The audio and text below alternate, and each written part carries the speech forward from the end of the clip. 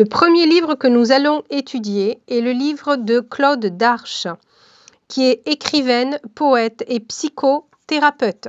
Après un bref survol de la vie et du parcours exceptionnel de Mademoiselle Lenormand, Claude Darche aborde la structure et l'interprétation de chacune des lames de ce jeu passionnant qui peut néanmoins sembler aux néophytes difficile à décoder. Afin de le rendre plus accessible à tous, elle répond avec clarté et précision à toutes les interrogations de notre vie quotidienne concernant la santé, les domaines du sentiment et du professionnel, mais aussi à des sujets plus pointus tels que notre destin ou l'évolution possible de la situation. Pour illustrer ses propos, l'auteur nous dévoile ensuite quelques tirages inédits de son propre cru qu'elle agrémente d'exemples concrets destinés à parfaire avantageusement notre enseignement. La table des matières. En chapitre 1, vous avez la vie de Marie-Anne Lenormand. En chapitre 2, vous avez la composition du jeu de Mademoiselle Lenormand. Chapitre 3, vous avez l'interprétation des 54 cartes, donc consultant, consultante, trèfle, cœur, carreau, pique. Et vous avez le modèle visuel sur la vidéo.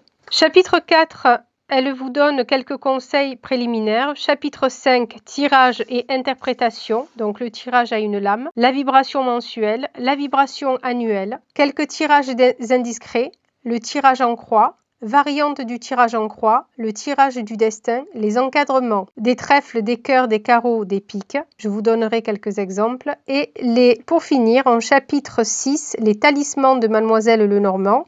Donc, la préparation du talisman, quelques talismans, donc le talisman de la Lune, de Mercure, du Soleil, de Vénus, de Mars, de Jupiter, de Saturne. Et la conclusion. Le livre fait en tout et pour tout 160 pages. Il est très bref, très concis. Donc je vais vous lire un exemple d'un tirage à une lame. Premier exemple, une consultante pose la question suivante. Comment va évoluer ma relation avec X? Vous tirez le 5 de carreau.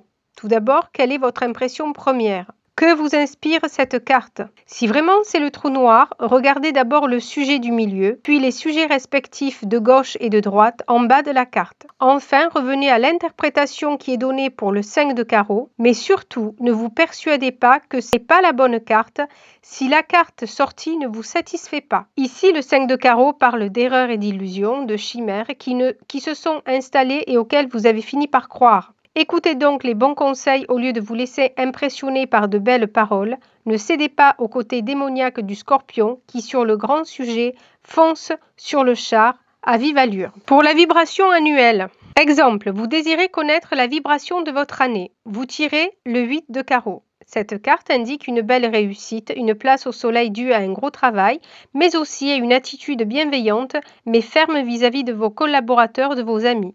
Le carreau concerne plutôt les activités, l'argent, le professionnel. Il vous faudra apprendre, persévérer, vous entourer de bons conseils. Vous avez en outre le don de transmettre et d'éduquer, donc toutes les espérances vous sont permises. Une année très prometteuse où l'accent sera mis sur le travail et où les activités, la réussite sociale. On voit peu d'affectif ou d'amour, mais cela ne veut en aucun cas dire que vous serez seul. Vous serez tout simplement plus préoccupé par le domaine précédent qui, lui, vous donnera de belles satisfactions. Donc ça, ce sont des exemples de tirage. Ensuite, les encadrements. Je prends un exemple. Roi de trèfle, à droite, vous avez le roi de trèfle. À gauche, vous avez le 10 de cœur. La signification, c'est mauvais conseil, méfiez-vous. Et vous avez donc les encadrements pour chaque carte. Roi de trèfle, dame de trèfle, valet de trèfle, 9 de trèfle. Alors par exemple, la dame de trèfle, si elle se trouve en face de l'as de pique, le succès n'est pas là, l'amour non plus. Ce sont des associations de cartes. Ça, c'est le plus du livre. Et enfin, pour finir, vous avez dans le chapitre 6... le talisman, donc la préparation du talisman. Écrivez sur un papier l'affirmation correspondant à la carte. Laissez ce papier pendant 7 jours et 7 nuits au contact de votre peau pour qu'il s'imprègne de vos vibrations personnelles. Apprenez votre affirmation par cœur. Le soir du 7e jour avant de vous endormir, visualisez ce texte devant vous en lettres de couleur. Respirez calmement et endormez-vous. Par exemple, on va prendre un exemple au hasard. Le talisman de la Lune qui correspond au 8 de pique. Affirmation, je demande la force d'âme nécessaire pour affronter ma peine et recevoir la sagesse de la dominer. Un dernier exemple, le talisman de Saturne 2 de pique. Affirmation, je demande la justice dans la lutte, l'oubli des offenses et la mémoire des bienfaits. Voilà pour le livre de Claude Darche.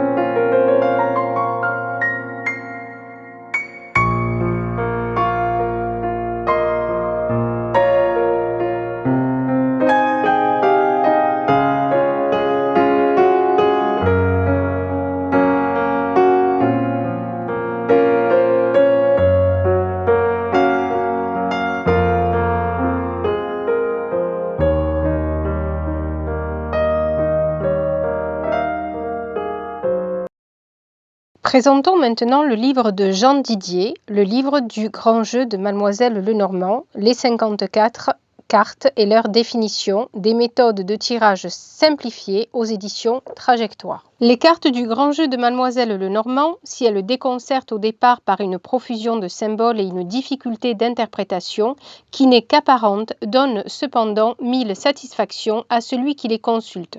Son succès, jamais démenti, ne doit vraiment rien au hasard. Les réponses qu'il fournit ne laissent aucune place au flou ni à l'imprécision. Notre futur nous apparaît après une consultation aussi nettement que si nous étions en train de le vivre.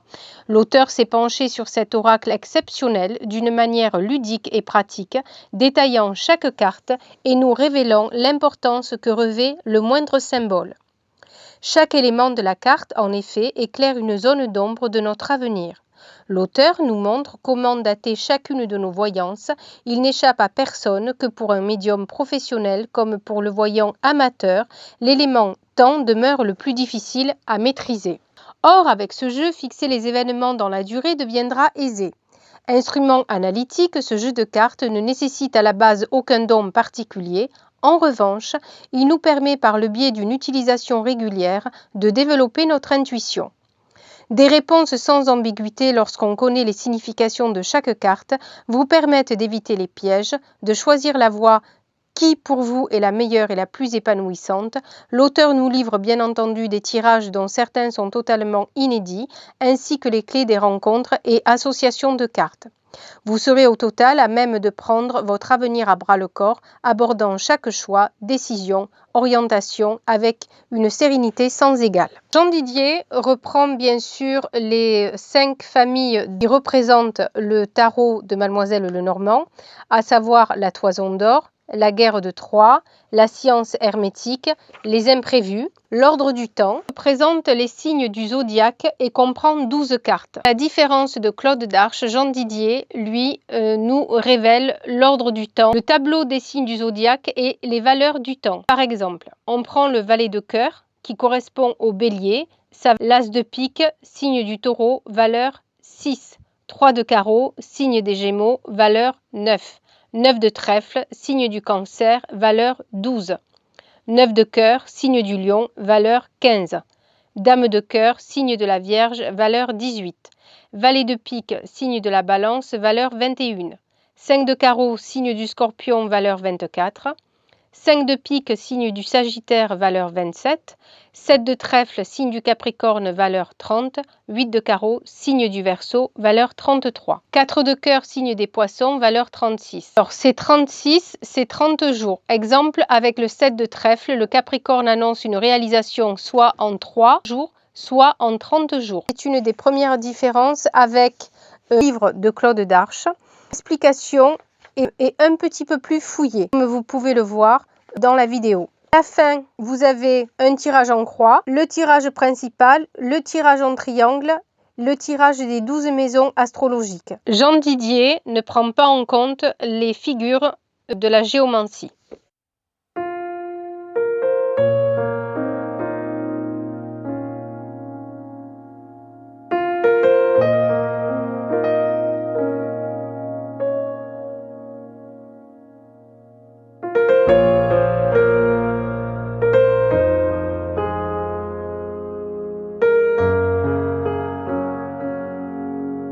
Comprendre et interpréter le grand jeu de Mademoiselle Lenormand de Corinne Maurel. C'est le seul livre sur le sujet qui rapporte les légendes et mythes en expliquant clairement la signification des 54 cartes créées par Marie-Anne Lenormand. La guerre de Troie, la toison d'or et autres grands mythes auxquels le tarot de Mademoiselle Lenormand font référence sont narrés d'une manière limpide et attrayante. Fort de ce savoir, il devient aisé de mémoriser et d'utiliser ce jeu passionnant. À ces qualités symboliques s'ajoute une grande diversité de tirages originaux. Le lecteur trouvera de nombreuses méthodes d'interprétation, analyse, prévision, réponse à des questions précises. Outre les applications habituelles divinatoires et psychologiques, le tarot de Mademoiselle Lenormand possède des atouts inestimables qui sont la datation précise, avec une échelle de temps en jours, en mois, en années, la situation des lieux géographiques et la reconnaissance des signes zodiacaux. Corinne Maurel est auteure et formatrice lyonnaise diplômée en pratique sociale de l'Université Lumière Lyon 2 et du Collège international de sophrologie médicale. Après avoir assuré pendant plusieurs années des consultations divinatoires en tant que tarologue, elle décida de s'orienter en 1989 vers l'enseignement de la tarologie, tarot de Marseille, oracle Béline, grand jeu de Mademoiselle Lenormand, de la psychologie et de la numérologie. Passionnée par le symbolisme, la philosophie, la psychanalyse et l'ésotérisme en général, Corinne Maurel a écrit une vingtaine d'ouvrages de référence en lien avec ces domaines. Nous retrouvons dans ce troisième livre les 5 divisions. Le plus de ce livre est l'explication des dieux de l'Olympe, un résumé de la guerre de Troie de 9 pages et de la toison d'or sur 4 pages. Par contre, la partie explicative, comme vous pouvez le voir sur la vidéo, est beaucoup plus succincte. Elle indique l'énergie de la carte, positive, neutre ou négative. Elle résume la figure géomantique à 2 phrases clés, pair ou impair. Donc à vous après à vous reporter dans le livre, est-ce que c'est la phrase qui correspond au chiffre pair ou au chiffre impair. La constellation est nommée mais pas expliquée. En troisième partie du livre, elle énumère les règles pour s'établir en tant que tarologue professionnel. Elle vous parle de l'éthique à respecter.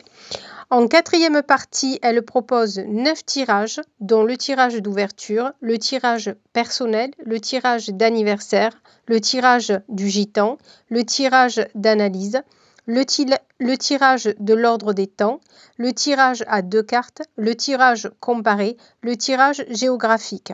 Enfin, elle résume les fleurs à un mot-clé. Le grand jeu de Mademoiselle Lenormand de Colette Sylvestre à Eberle et de Linda Marr aux éditions Arcana Vox, publié en 1993. Jusqu'à ce jour, seuls quelques initiés avaient le privilège de savoir interpréter le sens de ces cartes qui parlent à notre âme profonde.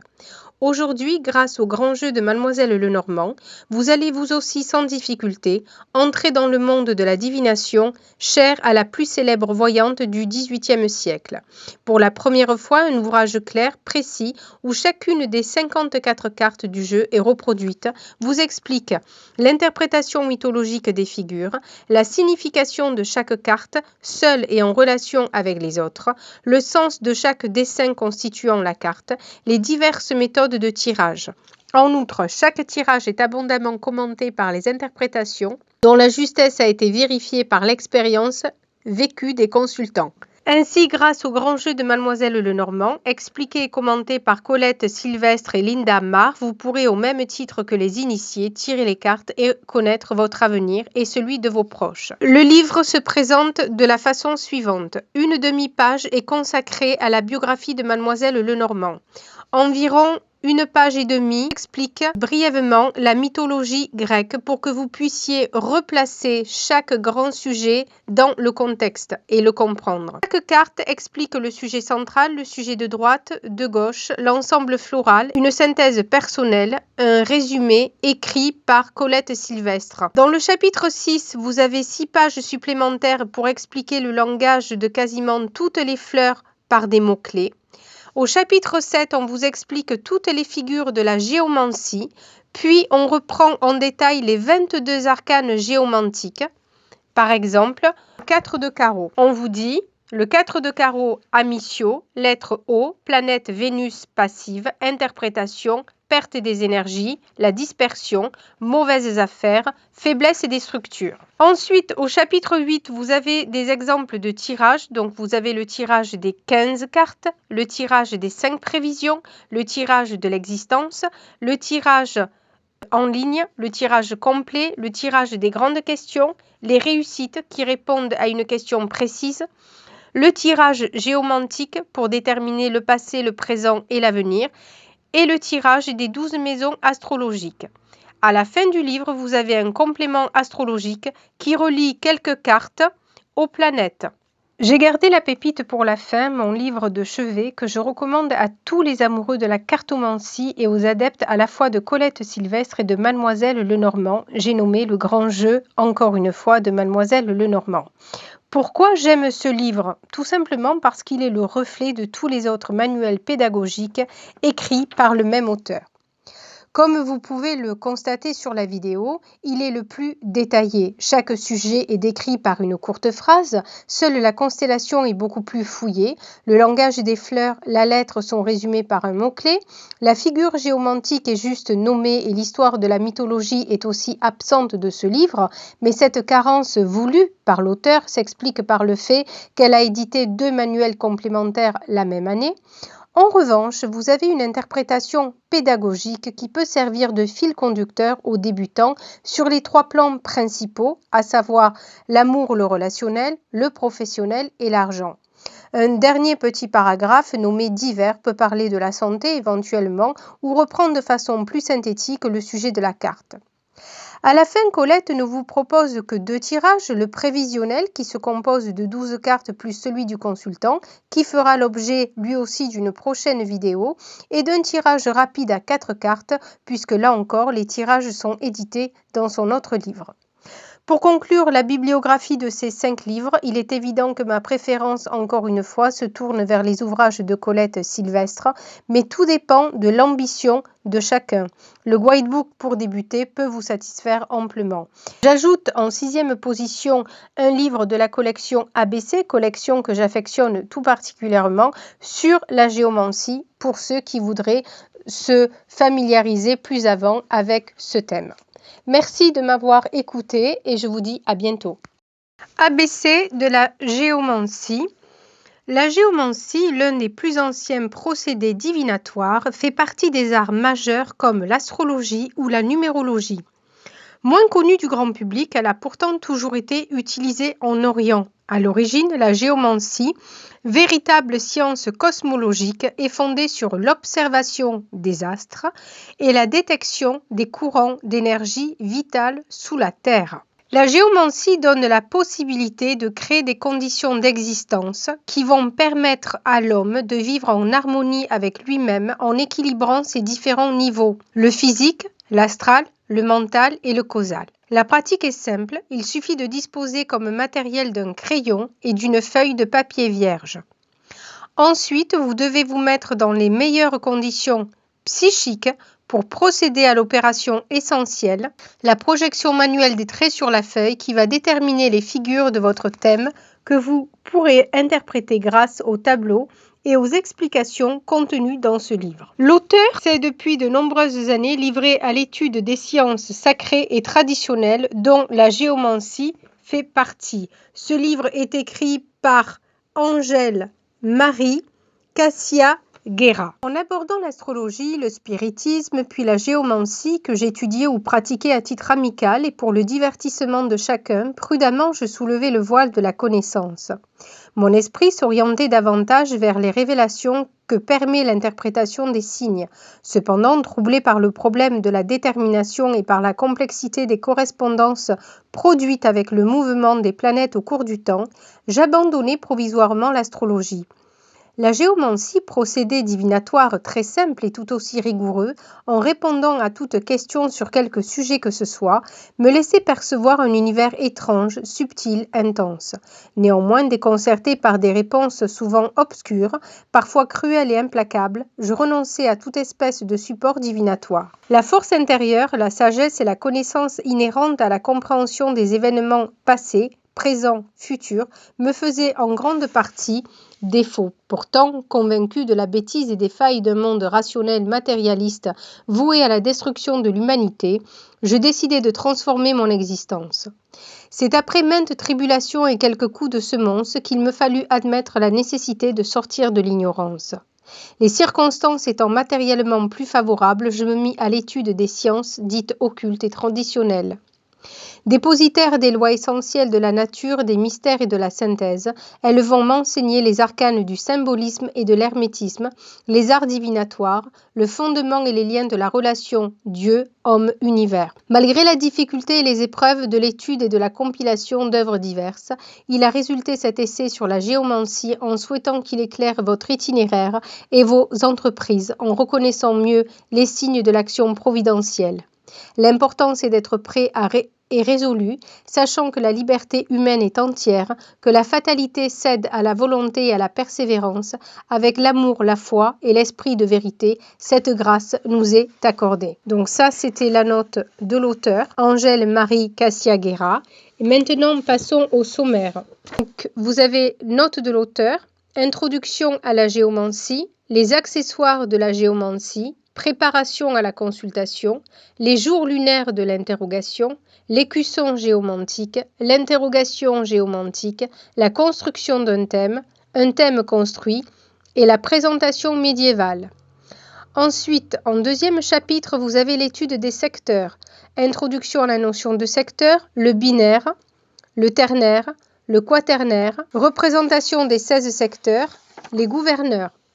Dans un troisième chapitre, vous avez l'étude des figures, idéogramme géomantique, introduction à la génération des figures, génération des figures, le rosaire géomantique, les figures paires, les figures impaires, inverses complémentaires et les groupements qui en résultent, mouvement des figures géomantiques, correspondance élémentaire, anatomie d'une figure géomantique, caractère planétaire, représentation des 16 figures, tableau récapitulatif, le clavier symbolique. Et en dernier chapitre, vous avez l'interprétation, Aladin ou la lampe merveilleuse, détermination des points de repère, aspect, degré d'interprétation, clé d'interprétation des figures dans les secteurs, pour le livre de l'ABC de la géomancie. Je vous remercie, je vous dis à bientôt, au revoir.